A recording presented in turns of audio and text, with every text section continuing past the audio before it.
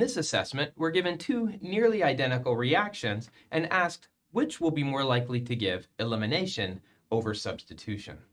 Well, if we look, in both cases we have primary alkyl halides, in fact the identical primary alkyl halide. The difference is that one of them uses sodium ethoxide and one of them uses sodium T-butoxide. If we draw out the structures of these bases, here's ethoxide and here is T-butoxide. In both cases, we have relatively strong bases with a negative charge on oxygen.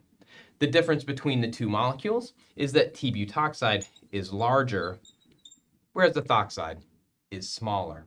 How does the size dictate whether substitution or elimination might occur? Well, recall that to do substitution, the lone pair has to be donated to a sterically crowded sigma star. And so a smaller base or a smaller nucleophile is more likely to fit into sigma star and will therefore be more likely to do SN2. So ethoxide here would be likely to do an SN2 reaction. Its size allows it to get to sigma star. T-butoxide, on the other hand, a much larger base, is going to have difficulty fitting into the sterically crowded sigma star.